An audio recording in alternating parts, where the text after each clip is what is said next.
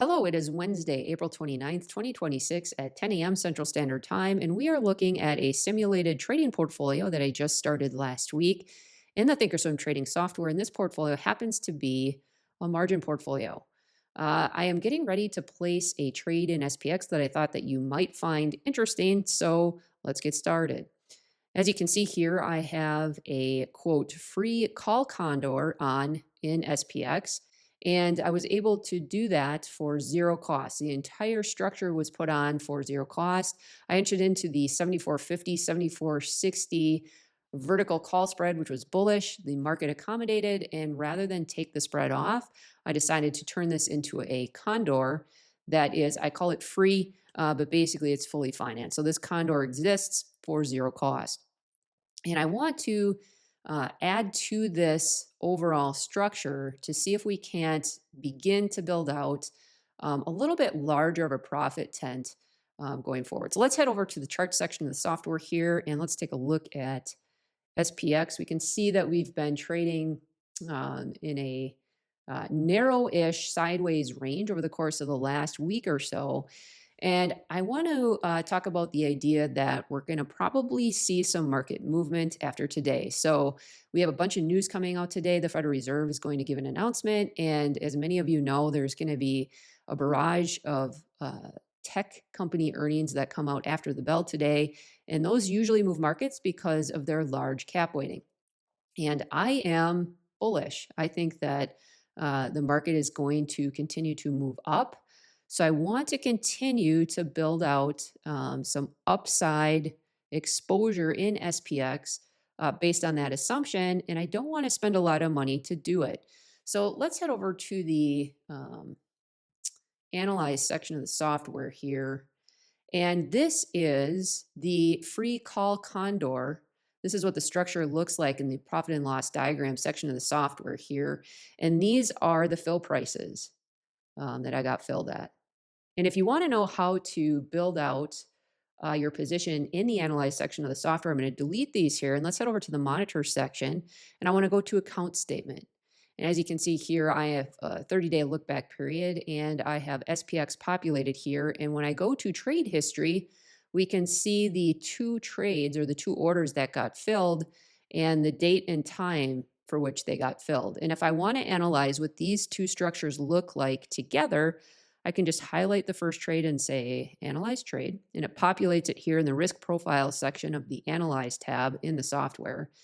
And if I head back to the Monitor section and highlight the other trade and right-click it and select Analyze Trade, we can see that both trades are populated with the fill price right here, and it gives us the profit and loss diagram of this structure. Now, what I want to do is I want to widen this tent to include a broader range. And I want to continue to build out this structure over time. And immediately, what comes to mind is maybe something like a broken wing butterfly here, so that this structure would start to make money a little earlier in the trade here. So what can we do to add to this overall structure in a low cost way? Well, I like the idea of a call broken wing butterfly that's out of the money just to start to build out this structure. And the reason I like that is because the VIX and implied volatility is still trading a little higher. We can see that the VIX is kind of trading around 18.40. And if we head over to the trade section of the software here and look at the expiration for which we would be entering a butterfly trade, that's the July 17th, 2026 expiration cycle, we can see that implied volatility is 20.54. So butterflies tend to trade a little bit cheaper when implied volatility is elevated. And we don't have like monster elevated implied volatility, but 20 is pretty decent. And so let's start to price out what a broken wing call butterfly might look like. So let's open up the July 17th, 2026 options expiration cycle. That's where the other positions are located. And when I scroll down here, we're going to see the position that I'm in right here. So this is the Call Condor that I have on for zero cost. And what I want to do is I want the upper wing of my broken wing called butterfly to um, be somewhere in this section of the call condor, somewhere in the middle, so that we can begin to build out that structure. So let's go ahead and select the 74.75 strike call option to have as the upper call of our call broken wing butterfly. And let's go down 50 points and see what it would cost to sell two of the 74.25 calls, and then go ahead and go 50 points down and purchase the 73.75. Now, this is a symmetric call butterfly. This fly would cost $2.70 or $270. And if we hit confirm and send here, we can see that the max profit for this structure would be $4,730. Let's hit edit here and let's go ahead and analyze this in the Analyze tab and see what that would look like if we added that to this options expiration cycle. So SPX is trading right here, and this shaded area here is the expected range or the one standard deviation move. And if we added this butterfly for $265, we can see that we would be widening the tent. And this is what the overall structure would look like. So we do have some risk to the downside because we're spending $265. So if SPX doesn't trade up into this profit range and we don't manage this trade, we could lose $265. Conversely, if we trade up and through the structure because we're just super bullish at expiration, that's a $265 debit that we have at risk to the upside as well beyond that profit tent. So now I like to skew things a little bit more bullish when I think that things are going to get, um, you know, bullish to the upside. So what would we be paying here if we widened the call debit spread portion of this symmetric call fly just by 5 points and go down to the 73.70 strike call option?